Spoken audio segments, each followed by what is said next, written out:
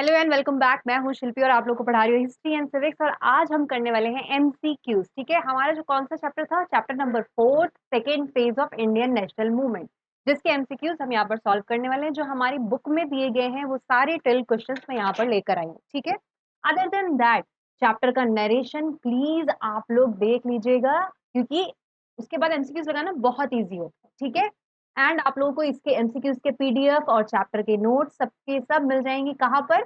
ICSC connect app पर। ठीक है, तो ऐप पर आपको फ्री ऑफ कॉस्ट अवेलेबल है, आप सारे पीडीएफ वहां से डाउनलोड कर सकते हो, ले सकते हो। ठीक है, तो चलिए एमसीक्यू स्टार्ट करते हैं। और एक और चीज, एमसीक्यूज लगाने पर हमेशा ध्यान रखना कि आप रिपीटिशन करना, हमेशा वीडियो को रिवाइज करो। ठीक है, 3 बार वीडियो देखना मत भूलना। पहली बार देखिए तो आप भले ही स्लो स्पीड में देख लो, नेक्स्ट टाइम आप देखो तो 1.5 पे देख लो, फिर 2x पे देख लो। ऐसे करके आप 3 बार जब देखोगे ना तो इमेज फॉर्म हो जाती है, मेरी वॉइस आपको कैच हो जाएगी, जो चीजें मैं बता रही हूँ वो पूरी पूरी आपको याद हो जाएंगी। एंड ट्रस्ट मी, आप ये यूज करो, ये फंडा, हिस्ट्री बहुत ईजी हो जाएगी आपके लिए, ट्रस्ट मी। ओके, चलिए फर्स्ट क्वेश्चन से स्टार्ट करते हैं कि क्या है एमसीक्यूज, और सॉल्व करिएगा, आंसर करिएगा कमेंट्स में। ठीक है, चलिए first question is what major did Lord Curzon take to reduce the influence of Bengal. जब मैंने बंगाल पार्टीशन बताया था तब मैंने ये बताया हुआ है, तो लॉर्ड कर्जन ने ऐसी कौन सी चीज यूज की थी कि आप जो इन्फ्लुएंस है बंगाल का उसको रिड्यूस कर सके। ऑप्शन देखते हैं। Option A is partition of Bengal, option B swadeshi movement, option C boycott movement, option D Bengal land act. तो कौन सी चीज थी जो करी थी? क्योंकि बंगाल नर्व सेंटर बन गया था ना इंडियन नेशनल मूवमेंट का, तो इन्होंने क्या किया था? पार्टीशन ऑफ बंगाल इन 1905। इन्होंने पार्टीशन ऑफ बंगाल कर दिया, सो दैट क्या हो कि बंगाल में जो भी एडमिनिस्ट्रेशन चल रहा है उसको थोड़ा थोड़ा सेपरेट कर दो, लोगों को डिवाइड कर दो, पावर ही डिवाइड कर दो। इसलिए एक्सप्लेनेशन ऑलरेडी मैं दे चुकी हूँ, तो please go through these videos. Okay, question number 2, what justification did Lord Curzon give to the Indians for the partition of Bengal? Partition of Bengal के लिए ब्रिटिशर्स ने क्या रीजन क्या दे दिया था हमें? कुछ तो एजेंडा दिया होगा उन्होंने, लॉजिक सा। That was option A, Bengal was too big to efficiently administered by a single provisional government. आपका सेकंड ऑप्शन है, it would cause a hindrance to the national movement, it would place Bengalis under two administrative units, making them a minority in Bengal. And option D is it would lead to division between Hindu and Muslim nationalists. तो क्या था इनका proper agenda? आपको याद आ रहा है? Administration वाला। Administratively इन्होंने बोला कि हम ठीक से रूल नहीं कर पा रहे, इसलिए हम इतने बड़े जो बंगाल है उसको हम स्प्लिट कर रहे हैं। उन्होंने ये बोला कि हम गवर्नमेंट ठीक से चलाने के लिए। तो यानी कि ऑप्शन कौन सा करेक्ट हुआ आपका? Option A is correct. ठीक है, option first is correct. Fine, next question है आपका, question number 3, the partition of Bengal was annulled and a new scheme was implemented on which grounds? Partition of Bengal 1911 में एनल्ड कर दिया गया था, 1905 में डिक्लेयर हुआ था और 1911 में इट वाज एनल्ड। बट क्या बेसिस थे, उसके बेस पे किया था? देखते हैं ऑप्शन, रिलीजियस, लिंग्विस्टिक, कल्चरल या फिर ट्रेडिशनल। कौन सा था? It was linguistic. ठीक है, लिंग्विस्टिक बेस पर किया गया था कि एनल कर दिया गया था। ठीक है, नेक्स्ट देखो क्वेश्चन नंबर 4, बोथ, यहाँ पे अर्ली होगा, बेरली लिखा हुआ है। Both early nationalist and assertive nationalist spoke, wrote and edited newspaper which section had a wider reach and why?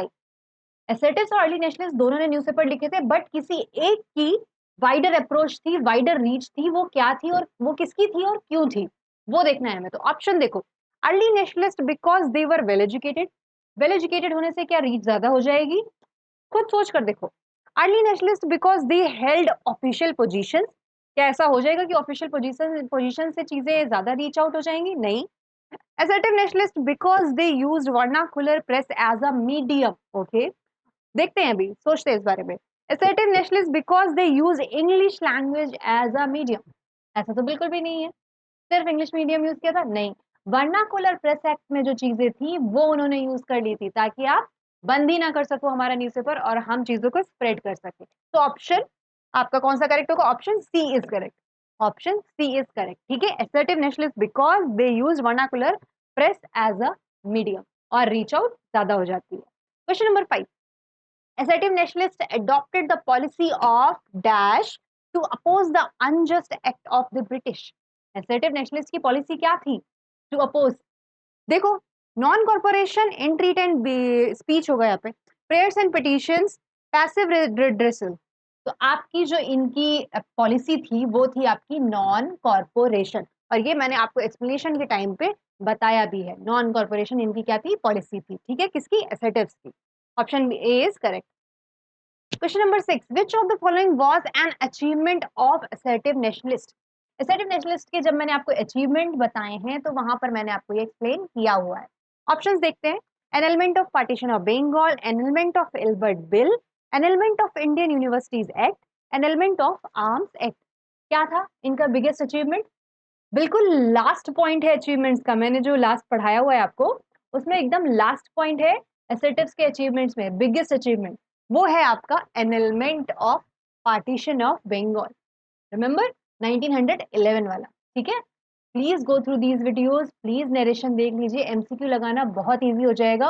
और एमसीक्यू छोड़कर मत आना, 100 मार्क्स लाने हैं तुमको, समझ आ रही है बात? 100 मार्क्स लाने हैं तो एमसीक्यूज तो मतलब ऐसे रट लो यार, सामने आंसर लिखा हुआ है दिख जाएगा, ठीक है। थोड़ा सा बस कॉन्सेप्ट याद रखो, आंसर सामने लिखा है, टिक सही करोगे ही करोगे, कैसे भी करके आपकी इंस्टिंक्ट्स बता देंगे कि ये ऑप्शन करेक्ट है। आप इतने इतने इंटेलिजेंट तो हो ही। चलो क्वेश्चन नंबर 7 देखो, which of the following international event, which of the following international events led to the rise of assertive nationalism. ऐसा कौन सा इंटरनेशनल इवेंट था जिसने असर्टिव नेशनलिज्म को प्रोवोक किया या प्रमोट किया या फिर इन्फ्लुएंस किया? मैंने आपको ये भी बताया हुआ है और बिल्कुल क्लियरली आपकी बुक में भी लिखा हुआ है और मैंने बड़ी बड़ी हेडिंग में बताया हुआ है। चलो ऑप्शन देखो, victory of Japan over Russia, defeat of Britain in the Anglo Afghan war, war होगा ये, defeat of France in Ethiopia, defeat of Germany in south Africa. कौन सा है? Option number A, victory of Japan over Russia. Japan और Asian countries, जब इतने छोटे countries Russia को हटा सकते हैं, वॉर कर सकते हैं, तो इंडिया क्यों नहीं? इसीलिए ये इन्फ्लुएंस हुए थे इस बात को, ठीक है। नेक्स्ट क्वेश्चन देखो, question number 8, early nationalist analogy वाला क्वेश्चन है आपका। Early nationalist is related to what? Ideas of western philosopher, ठीक है। इसी तरह से असर्टिव नेशनलिस्ट किससे इन्फ्लुएंस थे, उनके आइडियाज ऑफ फिलोसफी क्या थी, वो देखना है आपको। तो देखो ऑप्शन देखो, आइडियाज ऑफ ईस्टर्न फिलोसफर्स, ऐसा तो कुछ नहीं हमने पढ़ा। आइडियाज ऑफ स्वदेशी, नहीं, ये उनका मेथड था। Ideas of Karl Marx, Karl Marx यहाँ पर नहीं अप्रोच कर रहे थे, इनसे इन्फ्लुएंस नहीं थे। Option D, India's past. As you know India के कल्चर को ग्लोरीफाई कौन कर रहा था? एसेटिव्स कर रहे थे। तो ऑप्शन कौन सा आपका करेक्ट हुआ?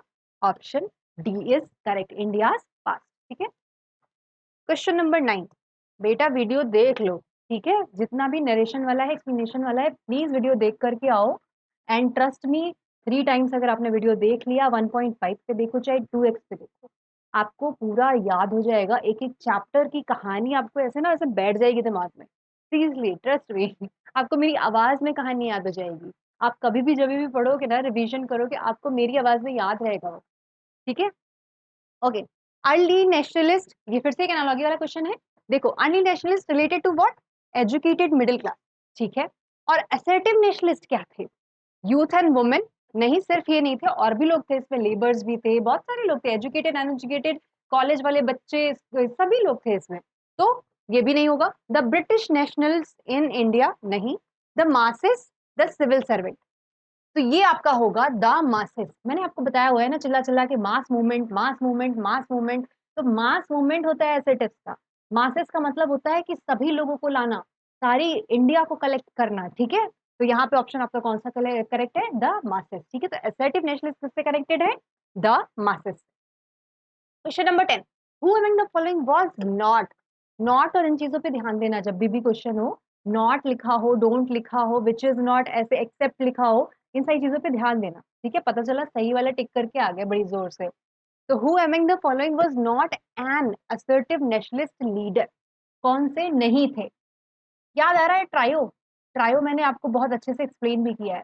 ट्रायो याद है, प्रोमिनेंट लीडर ऑफ असर्टिव। तो अब जा करके देखो कि ट्रायो क्या है, ठीक है। ट्रायो देखो जा करके और ऑप्शन को बताओ, सही से टिक करो, ठीक है, कमेंट करो option.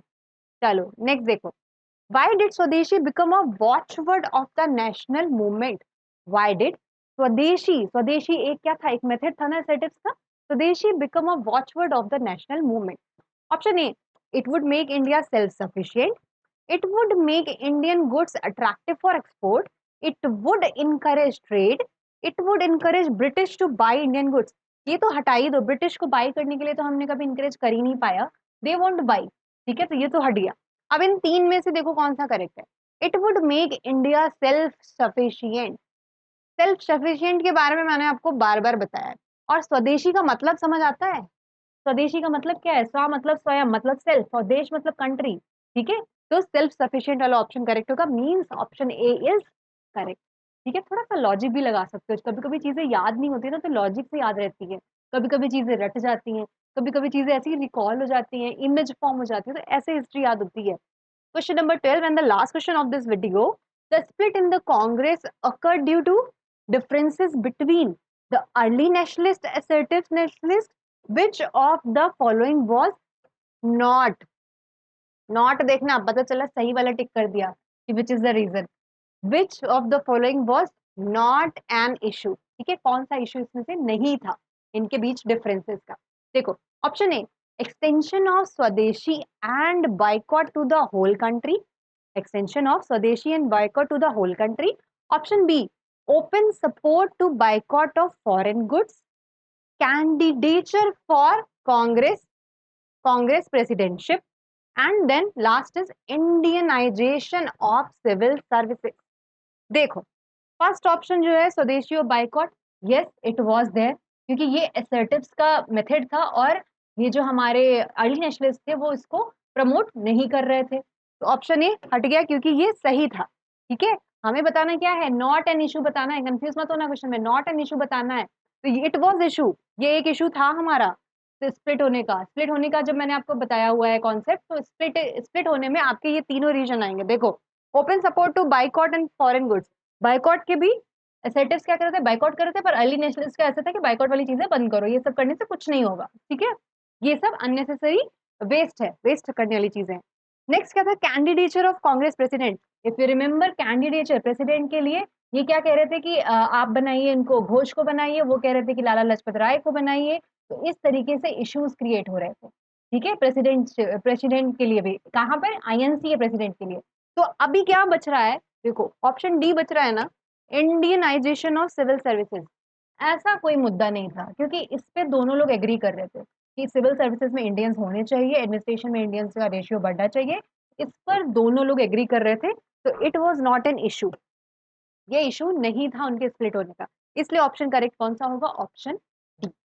Please go through all the videos and one more thing, मैं आज जल्दी ही आप लोगों के लाइव सेशंस भी लेने वाली हूँ, तो आप मुझे प्लीज बताइएगा कि सैटरडे को इट विल बी नाइस और संडे, तो हम बात भी करेंगे, देखते हैं, डाउट भी आपके क्लियर करेंगे, और कोई भी प्रॉब्लम होगी history related I will solve it. Okay, thank you, bye bye, take care.